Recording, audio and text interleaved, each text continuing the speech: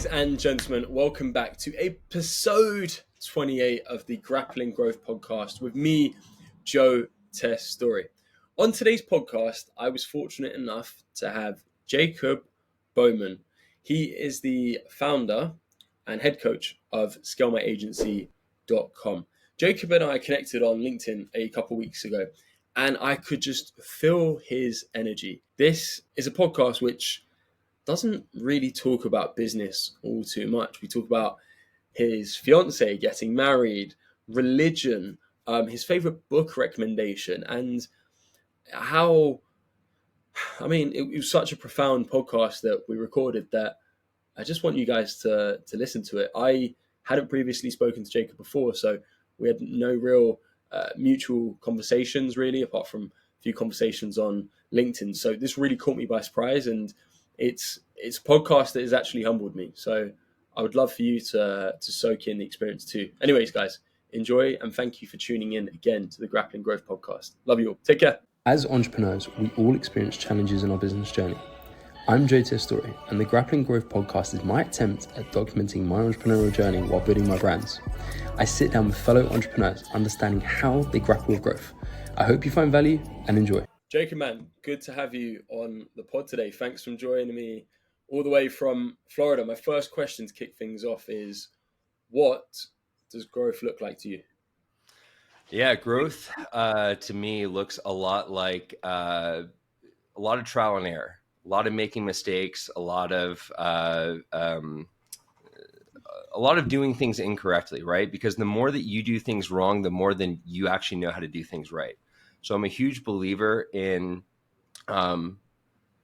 just kind of running with the wind, not being afraid to screw up, not being afraid to make a mistake, not being afraid to get kicked down.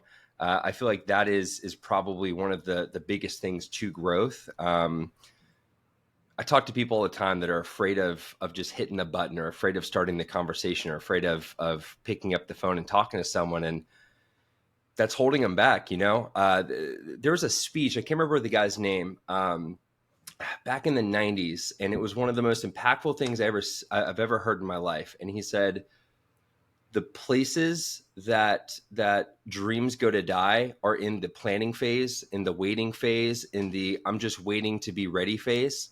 And he went into talking about how the saddest thing about a graveyard is not actually all of the dead bodies. It's about they're the best authors, the best athletes, the best everything there, but they never got to be seen because they were just waiting. They were just playing the waiting game. So to me, growth looks a lot about, again, failure, and not even necessarily failure, but just really making mistakes and getting out there and trying your hardest. Trying your absolute hardest and putting in your full amount of effort and putting your heart into anything that you do.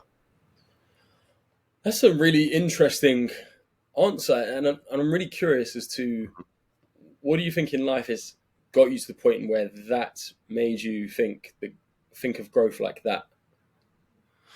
Yeah. So, quick little backstory. So I dropped out in 10th grade in high school. So didn't even make it to college, didn't even make it through grade school, completely dropped out. I have no piece of paper, no degree, no nothing to my name.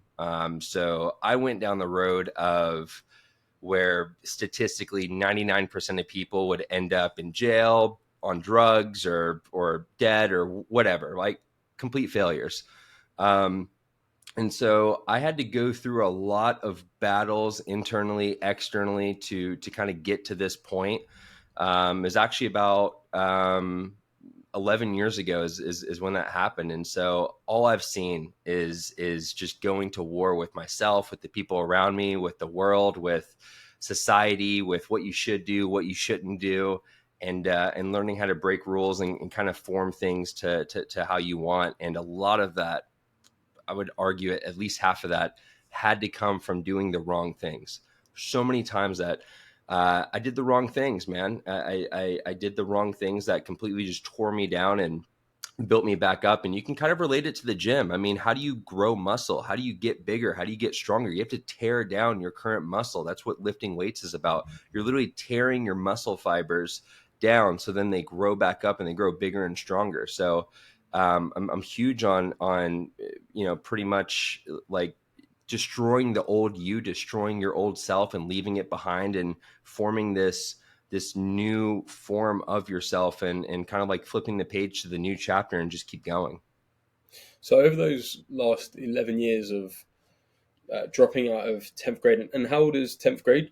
I'm from the UK. Yeah. So Yeah, no. So 10th grade is 16 years old. So you guys have uni, right? We yeah. call it college over here. So it's before you get to uni. It's like, it's not even getting out of grade school yet. Like, dropping out in 10th grade is the equivalent of pretty much like over here by 16, you're technically, legally an adult sometime in some states.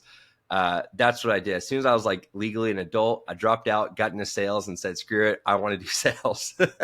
And what made you want to drop out? Man, I hated school. It just wasn't for me. Every single day I sat in school, I could not stop thinking about having a business or just making money and having a job. Like, I just always wanted a job, always wanted a job. And I know that sounds so hilarious, but um, I saw a lot of people around me, a lot of my friends' parents that were very successful in what they did. And every time I would get curious and talk to them, not one person related it to school. Not one person related it to their degree. And even looking at my own family and kind of where I come from, I don't think anyone in my family has made more than maybe like 60 or 70K a year. Half of them, most of them never even went to college. It's very like, I grew up in a very, I don't want to say poor, but we didn't have a lot of money at all. Like, I used to cut my own hair in the mirror with scissors because my mom didn't have the money to take me to go get a haircut. And I would show up to school and get bullied because my hair was so jacked up. So yeah, I mean, working and just making money and learning that world was all I could think about when I was in school. What would you say were some of the most profound lessons you learned from working for people? Number one, I would say probably the most important, communication. Communication on all levels. Communication on if something's bothering you, if something made you upset, if something's going really good, if you feel like something could be done better, whatever the case might be. I learned how to move the ranks in corporate world and in corporate America simply by communicating with the right people and communicating the right things. And those leaders on those like VP and C level type of positions that I worked under, they really respected that. I think a lot of kind of bottom line employees are afraid of speaking up, are afraid of saying something. And I think one part of leadership is voicing your opinion, and those leaders at those companies will pick you out and understand that you're very vocal, you're very wanting to contribute, you're wanting to kind of think of the company as your own to a certain extent, and they really respect that. So communication's huge. Number two is arguably just as important. It's taking your emotion out of it. I see a lot of people, and I've even been guilty of this myself. Something happens at work, your boss says something to you that pisses you off, or you feel like you want to quit, you feel like you want to go find another job or do this or do that. And there's certain circumstances, 100%, I agree with it. But there's also a lot of circumstances that could make you look less like a fool and make you say the right things instead of the wrong things, simply by taking your emotion out of the situation and replacing that with logic. Yeah, I think that's too prevalent, and I think a lot of people, when they're in roles, they think that they're owed something at times, and I think, I mean, I've been in places before where I felt ungrateful for what I was doing. I felt I was better than the role. When I was 18 years old, I worked at a local club picking up glasses off the floor, and I actually enjoyed that job. I mean, the hours were really shit. I'd start at 8, 9 o'clock and finish at 5 o'clock in the morning. But I think a lot of young men, and you hear this said by a lot of leaders, stuff like community service. That sort of community service national service. Got Yeah. those ones. National service, community service, maybe that as well. But if people were forced to do national service, I think we would have such a stronger backbone of not just men, but people in society today. I think there's such an ingrained culture now of if you don't like something, walk away. And sometimes, maybe like you at school, walking away was the right thing to do. But I think that there's a bit of a societal shift that's happening right now amongst young people, whereby if you don't like something, it's fine, hun, it's fine, darling, quit. No, I really think there's more lessons learned in, as you said, de-stifling emotion, moving forward, and just getting the thing done, and actually having a voice towards people, but not being in a place of over voicing what Yeah. you were saying. I was intrigued because you started touching upon this just before we jumped on. Uh, you've travelled a fair bit then, and you mentioned Costa Rica. Have you done many other countries in that region? And do you get much inspiration from travelling with regards to relaying that into your business? Yeah, man. I've been to Costa Rica. I've been to Colombia. I've been to like Bahamas, stuff like that. I've seen people that are like, I'm going to use Costa Rica for example. AC over there doesn't exist. Doesn't. People, they have to open up their windows and let the air come in. And if it's hot that day or if it's raining that day or whatever, they kind of have to suck it up and just move on with it. And over here, I've got the AC running. I've got the fan running. It feels great in here. I've got it at the temperature I want. It is so humbling to go over to another country and see that people are living without what we consider a necessity, are living without it, and typically are, compared to the average American, a lot happier. And it's just crazy for me to look at that. I mean, these people, some of these people in some of the areas that we went to in Costa Rica had literally no roof. They only had walls. There were people that were, I mean, I saw kids 5, 6, 7 years old going out on the roads and selling stuff with their parents because their parents couldn't make ends meet. And the whole family is out there trying to make a little bit of money to pay the bills. And I look at that stuff and they got smiles on their faces. They're all happy. They're all, doing whatever they can do to make it work. And it makes me just think about like, man, I'm over here and I could sit here and complain about it raining outside today, or I can complain about how I lost a client or this or that. And then I look at situations like that and I'm like, man, my situation, I would never trade my issues with theirs because I know that theirs are so much worse, and I commend them for being able to live that life and have to deal with that and go through that stuff. And it's very humbling, man. It's very humbling, and it makes you want to. It almost makes you want to work even harder to make sure that you don't ever have to end up in a situation like that, or you don't ever have to even go back to a situation like that. There's people that grow out of that, and I know that that's what fuels them. I grew up with a single mom. My dad passed away when I was young. My mom made $28,000 a year for me and my sister, which is no money. I mean, it's literally no money. And I looked a lot at what was even going on with my family, and I saw the number one thing that everyone in my family argued about: money. And I swore to myself when I was a kid, I will never let money dictate me or my life or my relationships or any of that. I will always have a control over money. Actually, Kevin O'Leary says it. He's off of Shark Tank, if you're familiar with him. He says, money never cries over you, so why should you cry over money?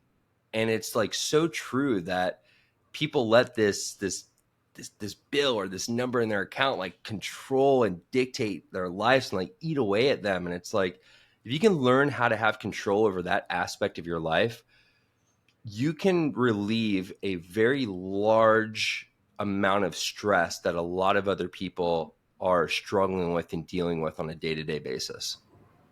I mean, I'm sorry for your loss to hear that. And Thanks, man. it sounds that overall that's probably one of the deepest motivators that you have in life. And this is what you get with a lot of people, and even as we both coach business owners, agency owners, that people say that they're motivated by money, but there's normally a deep-rooted reason that comes from childhood trauma, something that has happened, whether it's, you said, your mother's making $28,000 to look after and support a family of three, so that there's a lot there. How do you think you relay that mindset into what you do every day, and how you're using that to help your clients in the coaching business? Yeah. So, and you can probably relate with this. I think a lot of people, a lot of young entrepreneurs, a lot of young business owners who are really trying to make their way in this world, it's very easy for them to get into the negative mindset of it's not going to work out, or this is too hard, or, it's like a negative kind of cycle of a mindset that they get into. And I think being able to use stories like myself, and even stories of people I know that had significantly worse situations, that are doing amazing things, it's important to share those stories. So there's a reason why all of us have been through something in life, even if we didn't grow up poor, right? Even if we grew up with a silver spoon in our mouth, there's still something that we went through in life, whether it was today or yesterday or a year ago, that needs to be shared with another person, because it's going to impact them in a way that we don't even know about. And incorporating all that stuff into the program, letting people know that, like, you can't let these things dictate you. You can't let that maybe that one bad client, or that one or those 100 no's that you got before a yes. Those things, you just can't let that be your identity. That's not your identity. You can't attach yourself to those things. You have to detach from it completely, and you have to have the mindset of, it's going to work out. It's going to happen. We are going to win. It doesn't matter when. I just know that it's going to happen, whether it's tomorrow or a year from now. It is going to happen. Yeah. I honestly think that's partially the mindset I have all the time running my businesses, is that if I just consistently do the same thing every single day, and I know it's generally the right thing, then it's just a matter of time. And you hear all the time of these overnight successes who are well and truly, they're not overnight successes. These are guys and girls who have spent years just chipping away at the same thing over and over again. And that's why I don't think, and I don't know, I could be eating my words in 10 years' time, but I don't think I could go back into a job. I think at times I'm unemployable, because my mind is focused on making such an exponential amount of money that you couldn't make that money in a job. But it's not even, I don't think I'm motivated by money, and I don't think I'm that materialistic as a person, because a lot of what I care about is community and the things that can be done around what's there. I'm not driven by expensive flash cars or a Rolex watch, but just, for me, a lot of the excitement of running businesses and growing brands is just the thought of, this could just absolutely explode. And I guess partially I'm motivated by legacy. What do you think motivates you? Yeah, legacy, man. I'm the kind of guy, man. Just got engaged. Congrats. I'm gonna marry this woman. Thank you. Marry this woman. We're gonna have a huge family. We're gonna have tons of kids, and we're gonna be How many passing kids? something down to them. I want at least 4. So I want at least 4. I want to pass something down. I want to build, like, so to me, this is actually said by Tyson Fury on a Mm-hmm. Mike Tyson podcast. And he said that when you die, and he's a believer in heaven, just like myself. And when you die, you don't take your shirt with you. I don't take this microphone. I don't take this computer. I don't take this business. I don't take anything with me. The only thing that you totally 100% have control over in life is time and memories. Mm-hmm. And those are the only things that you can take with yourself, right? And so if you want to build all these incredible things up, you want to build these, $1 billion businesses and these empires, or become like a real estate mogul or something like that, that's great. But who are you going to pass it down to? I don't want to, yeah, I could sell it before I die and go sell it to George on the corner over here, who's a huge buddy of mine. But, like, I want to pass it down. I want to keep it in a family. I'm huge on family. I think family is probably the most important thing in life.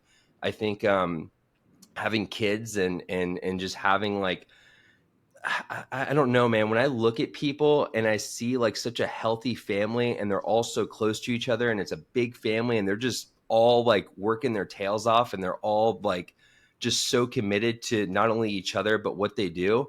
That's something to me, like I want to work so hard towards achieving. I think that's one of my biggest motivators in life. And I think it's because I lived in I grew up in not such a good environment. Like I never got to experience those like huge family holidays or those huge family trips or vacations and stuff like that. And it's something I really desire. And so, I'm excited about becoming a dad one day. I'm excited about building this legacy and passing it down. And, hopefully 100 years from now, we've got fourth and fifth generation Bowmans that are like, man, we're still keeping up the streak. Yeah, I think you see a lot of men, they transition from the immature idiots in the early 20s who they care about is getting to 10K per month and just making money and girls and it's just looking the part. But I've seen this amongst a lot of my peers. How old are you? I'm 27. So I'm 2 years older than you. I'm 29. And I think around the age of 27, 28, that's when you speak to the real men and Mm-hmm. you understand what's motivating. I don't really like the word motivating. I prefer the word drive. For Mm-hmm. me, I think it's kind of from David Goggins, motivation short term. Yep. But do you turn off the alarm in the morning and, I'm not really feeling it. Whereas drive is, someone's put a firework up my backside and every single day I'm just trying to get 1% better. And I think that's where a lot of the growth mindset comes from, is just being just a little bit better than you were yesterday. But that's lovely to hear, man, that you're in that mindset. And there was I think it was Patrick Bet David. He Mm-hmm. mentioned, or no, I've got that wrong. Alex Hormozy. He had a statistical study, so it was a meta study of single men who are entrepreneurs, married men, and then married men with children, Yep. and it showed who earned the most. And on average, it was the men who were married. Don't mean to put my middle finger up like that. Men who are married with children who outperformed married men, and married men outperformed single men. And I really think that comes down to drive and focus. Where are you outside of work putting your attention into? If you're just chasing skirts as a single man, you're just living for the weekend. Whereas if you've got a higher purpose and you're driven by family and religion, then that's going to be something that's way more prevalent and powerful for you. So, just curious, when are you looking to get married? We want to do it next year, man. We want to do it next year, and we want to jump on it. I see a lot of people, especially younger people. It's kind of like a weird thing these days where younger people, and when I say younger, I'm going to say like inside of the 20s, right?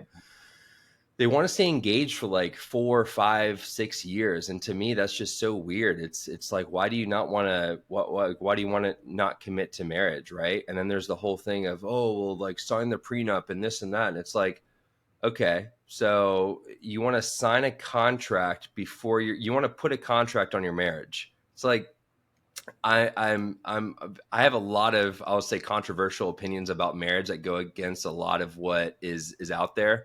Like what? I'm very old fashioned. I'm very old school when it comes to marriage. How so? I'm a huge believer. So I'm a Christian. I'm a huge believer on two most important decisions in life is one, choosing God. Second is who you're going to marry. Right. And so I kind of live by the frame in life of God is most important, more important than the person that you're married to, or more important than the person that you're with. And then it's your spouse. And then it's everything and everyone else. Right.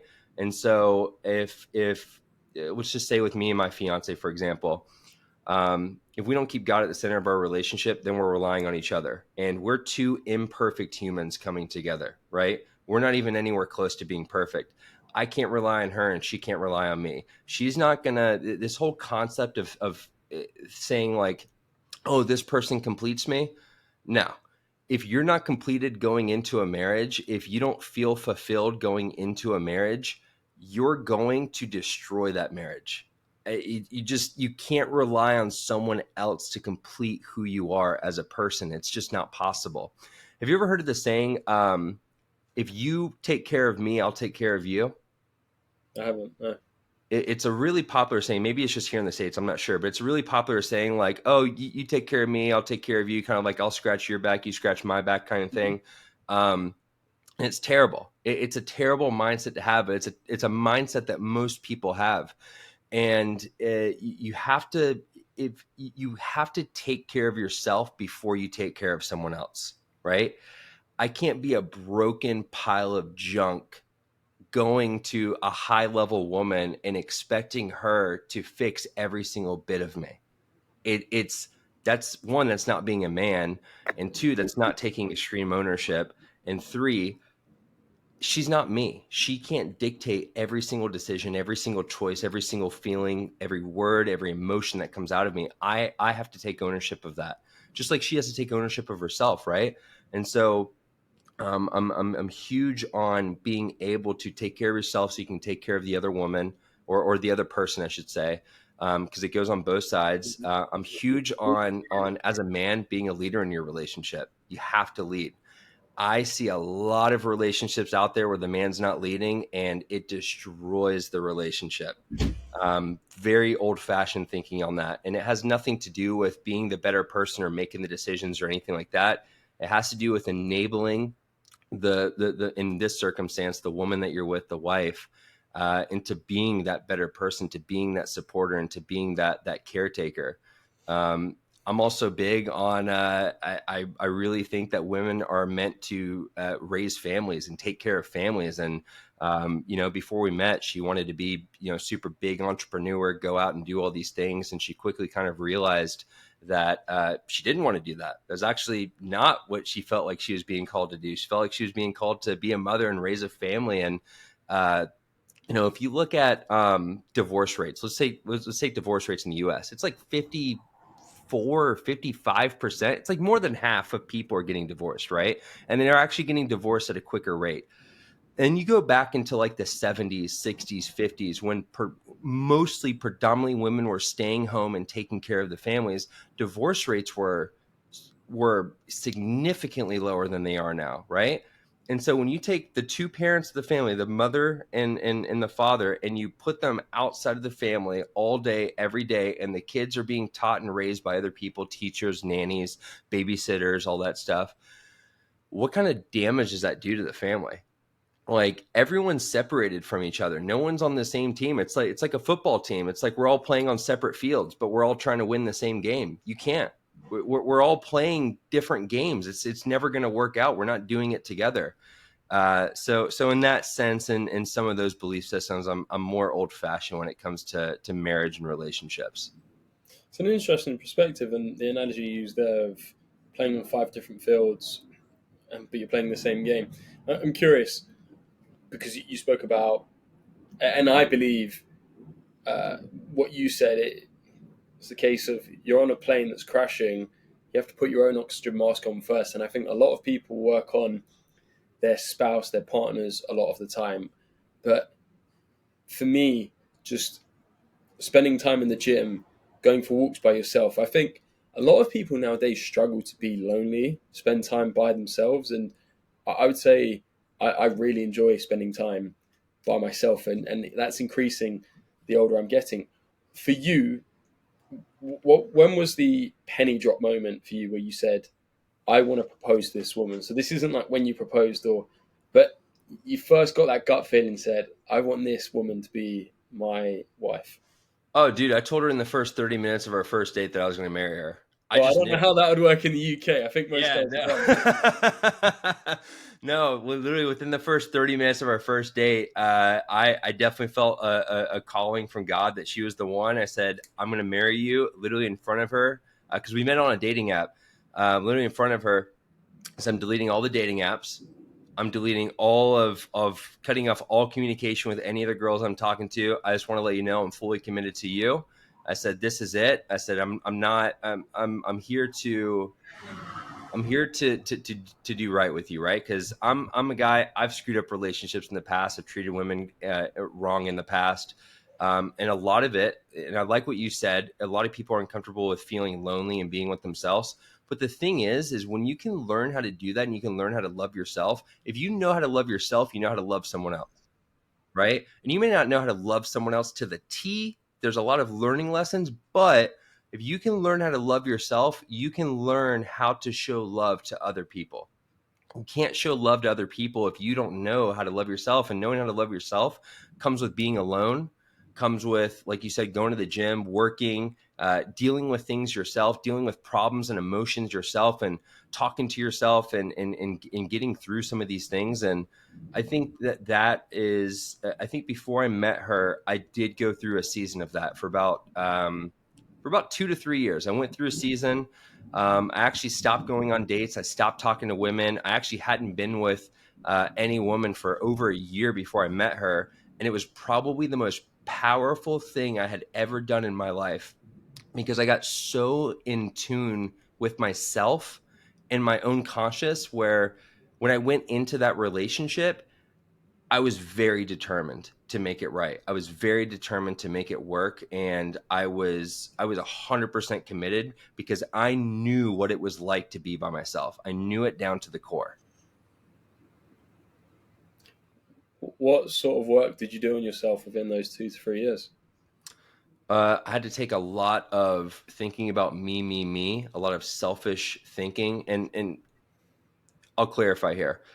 There are times where you have to be selfish thinking, right? If someone wants to hit me up, beside the head with a hot frying pan, yeah, I got to think of myself to take myself out of there, right?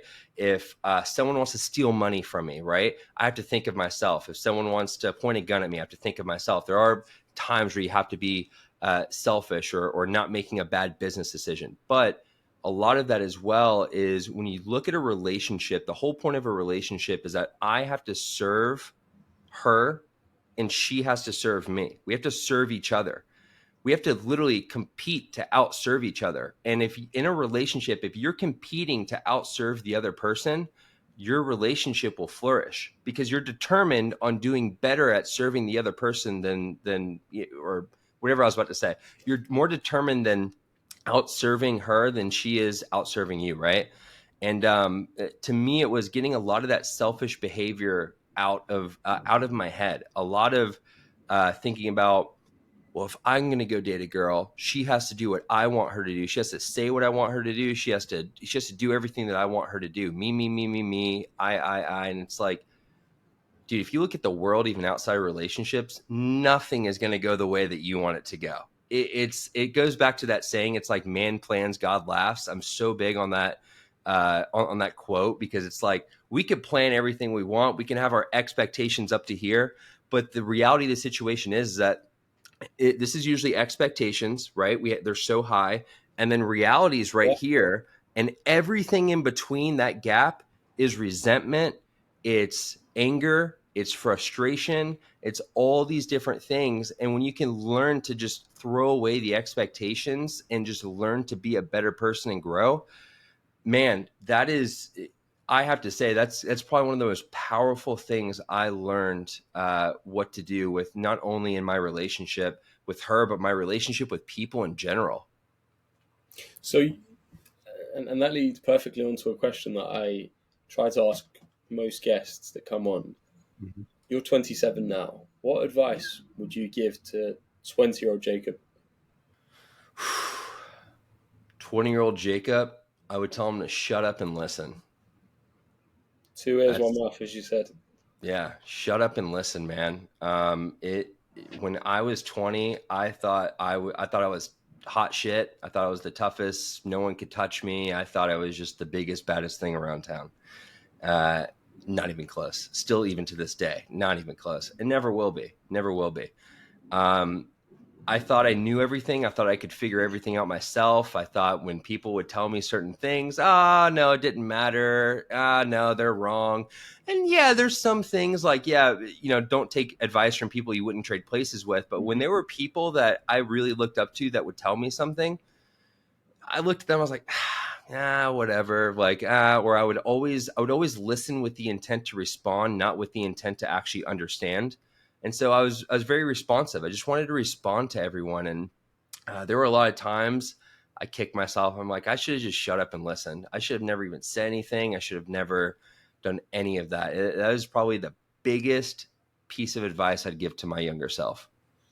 I think it was Carl Jung who said, we spend the first half of our life building up our ego and the second half of our lives taking it down. And I can see it more and more prevalently, and even in the content that I listen to. And I don't know if you listen to Chris Williamson at all, or Mike Mm-hmm. Thurston, just listening to some of their contents, and even Joe Rogan. You for me, externally, I see these men who portray themselves as confident, as successful, but they don't have an ego there. And a lot of them, like Chris Williamson, he spoke about when he was in his, I think up until 30, he was like, I was a fuckboy. I was working at a club, I was a promoter, and essentially I was depressed. He would do Freshers Week, which is when you start college in America, Mm-hmm. and he'd just say, I would just batter my liver for 2 weeks straight, and then I'd spend a week just coiled up in bed, just thinking, what am I doing, and just being depressed. And I think this is where a lot of men, and probably adults themselves, they self-sabotage.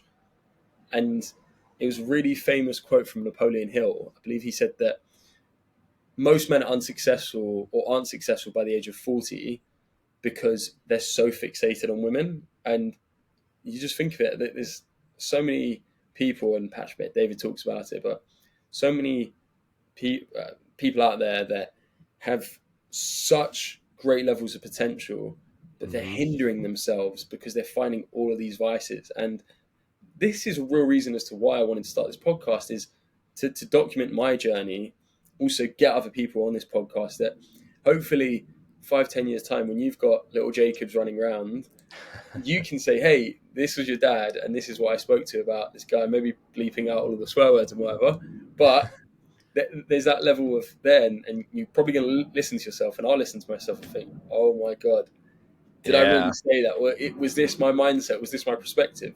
And Yeah. that is, I think, the mindset, the growth mindset of just trying to get better every day. So listening to this podcast from yesterday and saying, should have said something different, or actually, why didn't I ask this question? And just learning and growing. So I'm curious, what are your top 3 business book recommendations? I know you mentioned Influenced by Robert Cialdini, but Mm-hmm. would you put that in your top 3, or do you have others? Yeah, I mean, that's a good one. So number one that I would do is Never Split the Difference by Chris Voss. That is an But incredible book. I I love think that's the listening to Chris second or Voss. third time this has been recommended on this pod. So Voss Dude, needs royalties from everyone who's coming on here. that book is insanely good. And just listening to his podcast and the way that, I mean, this guy negotiated with terrorists for a Yeah. living. I mean, like, like, come on. That's a great book. Extreme Ownership by Jocko Willing. That book has really changed my life when I look at extreme ownership and just the concept, and without getting too far into it, just the concept of what extreme ownership means. It'll change your life. Absolutely. Have you, just on that point, because I love Jocko's content, Mhm. have you read The Dichotomy of Leadership? No, I haven't. I prefer The Dichotomy of Leadership to Extreme Okay. Ownership. So it's worth a read. And I started reading religiously from 2020. And I think I read that start of 2019. And Yeah. just the perspective that I took on, essentially extreme ownership. Something's gone wrong. No, it's my fault. We lost a client. I wasn't managing the person who was managing that client well enough. I didn't have the SOPs in place. But sorry. Mhm. Um, No, you're good. No. really I good book. like that. I'm going to check it. Is it by Jocko? Yeah. Okay. And I I'm going to think check it out. Leif Beben, he's co-author. Love it. Okay, cool. I'll check it out. And the number one book recommendation I have, and I'm going to clarify on it, Bible. And that's because even if you're not, and I actually really like Alex Ramosi, because Alex Ramosi, he's not even religious, but he says the amount of wisdom that comes out of the Bible when you even if you're not a believer, just taking out the belief system and looking at the stories that were documented that people went through and the things that, like, the amount of wisdom that's in there, the amount of things that you can learn is insane. It's so insane, and it's so, like, it's a book where you can learn about people's lives to the micro level, and you can learn about, like, the just there's so much history in the Bible. And Even really love that Hormozy kind of came out and said that's probably one of the best books he's ever read, because dude, it's an unlimited amount of knowledge in there. And even when you reread it, I know there's some books you reread. There's a few Brian Tracy books I've read and I reread them and I kind of get the same thing. It's not like my perspective changes or something speaks to me differently. Dude, there's not very many books that do that. The Bible, you could reread that thing 100 times and you're still going to get something different out of it every single time, because as we grow older, like you said, as you kind of mature, as you kind of understand things differently, you have different perspectives, all these things. That is the one book that will always, whether you read it at 20 years old, 30, 40, 50, 60, 70, 80, 90, you'll always have a different perspective because you have life experience now. You actually have experience where you can read something and you can actually understand it, which is extremely powerful. I mean, I grew up and am Catholic. I wouldn't say I'm extremely religious. I haven't been to the church in a good few years, which is something I hope to go back to and work on. But I think exactly what you said. You can read sales books, The Art of Closing the Sale by Brian Tracy, and Mm-hmm. read it again. Oh, okay, I forgot this because my memory has lapsed and I read it 2 years ago. And then you've got fiction books, and I think, and not to do the Bible disservice, but I feel like the Bible, to what you were saying about experience, it's like a merger between non-fiction and fiction, in the sense of you put yourself in that story and you can feel yourself at times listening and reading stuff. And as you said, depending on your age, you view it from a completely different lens because of the one key thing. And this is why, and I remember having an argument with my dad before I just started university, thinking that people who went to university were smarter than people who didn't. And he said to me, I think I was 19 at the time, he said, the best teacher in life is experience. And I only got that when I was a few years into uni. I thought, yeah, most people here are just partying, they're just getting a certificate, and then they're going to go off to a job that isn't probably relevant to their degree, unless you're a doctor or maybe a physicist. But Yeah, people who've done an definitely. English degree, most of them aren't doing anything Yeah. to do with English. They're probably just working for a business. I hear people are like, I'm going to school for entrepreneurship. I'm like, what? And it's funny because my girlfriend, she got her master's degree in business, right? And there's a lot of great things that she learned, but there was one teacher when she told me, I forgot what class he was teaching, but she was telling me some of the things that he was teaching, and I'm like, thinking to myself, I'm like, that's definitely not even close to being accurate or real. So I looked this guy up, right? This guy graduated, I think, like 15 years ago and immediately went into working for the university. He's teaching a business class and he's never ran a business in his entire life. And I'm just like, dude, what? Like, what? How are you qualified to teach someone business? You've never ran one before. I, I had a teacher before I went to university, so we call it college, so just call it extended high school. And yeah, not to shine down on him, but he didn't emulate anything that I wanted to do in business. And he would tell us that he used to work at a cinema making £10 an hour. And I remember there was a bit of a juvenile conversation with a few of the boys after class, and they were like, how are we taking business advice from this guy, because he's done nothing? And I really believe, and look, don't get me wrong, there are some people who are good at theoretical elements, but then equally, I think, because I went to a business school in the UK, the University of Birmingham, a very, very good business orientated university. Yeah. But what I really enjoyed is we'd get guest lecturers that would come in, who would come up from London or from running their own companies, and they would give a lecture, a talk. And I would think, yeah, that's who I want to listen to. A guy who gets up, works in the trenches. I don't want to hear from this guy who is standing from his uh, penthouse, metaphorically, with regards to just being a lecturer, saying, well, you should do this, and this is the way how this works. Because what I realized about especially marketing is the marketing they teach you at university, it's so theoretically based. It's, if we were to expand this business into this market, what would we look to do? But then you try to take these exact same principles into business and even marketing.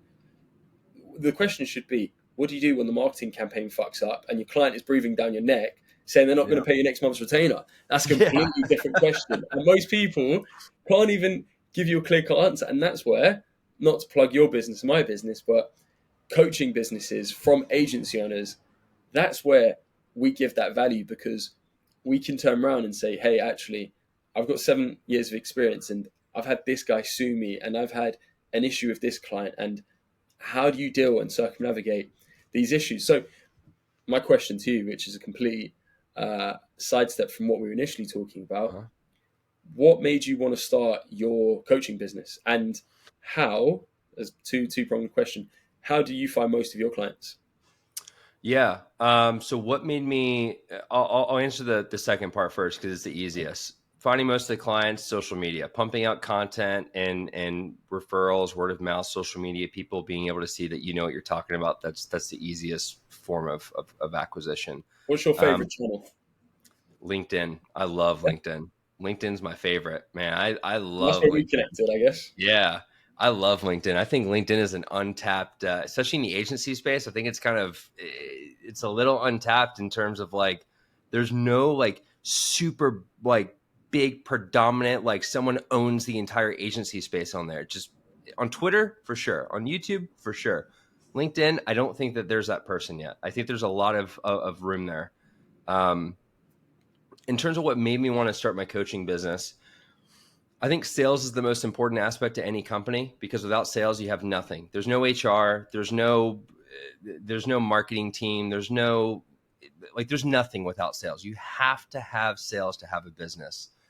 And sales can't be taught in school. Sales can't be taught anywhere other than actually going out and doing it, or by learning from someone who has done it before. Those are the only two ways that you can learn sales, right?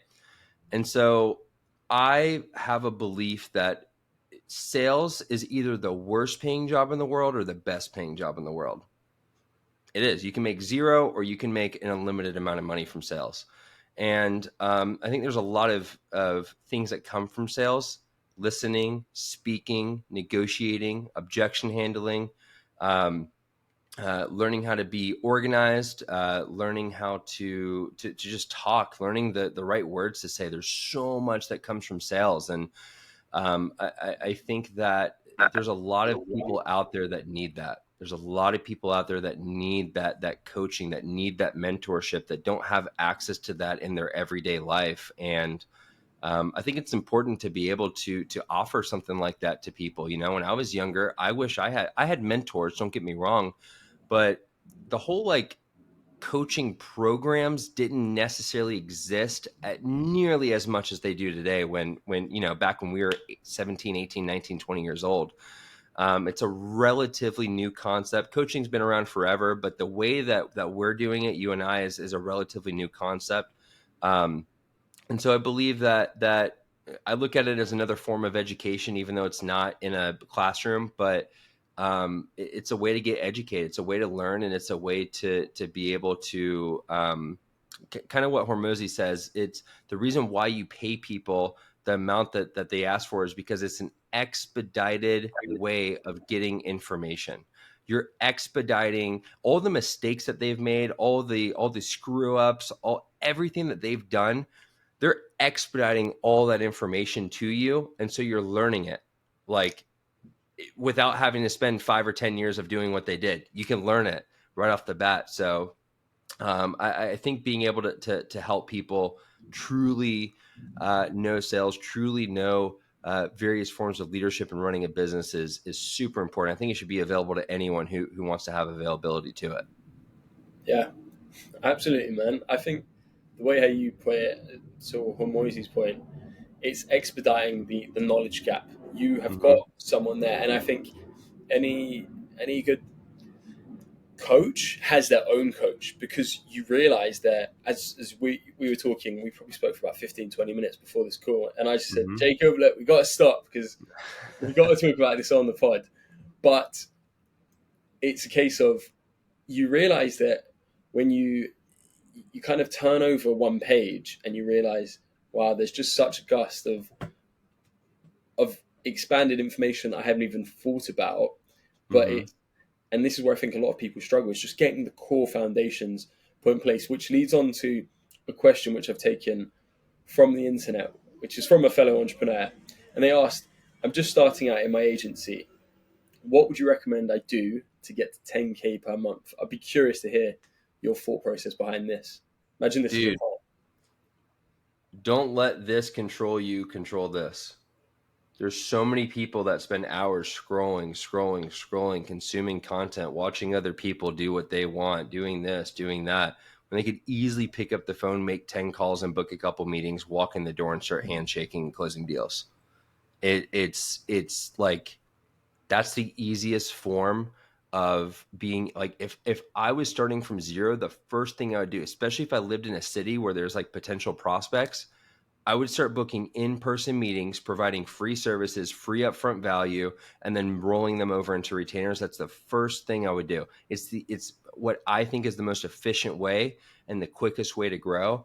And it teaches you a lot. It really does. It tears down your ego a lot.